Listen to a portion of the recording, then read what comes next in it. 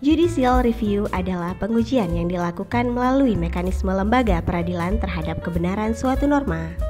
Pada Perpu nomor 1 tahun 2013, pasal 1 angka 3 huruf A, permohonan judicial review undang-undang terhadap Undang-Undang Dasar 1945 dilakukan oleh Mahkamah Konstitusi.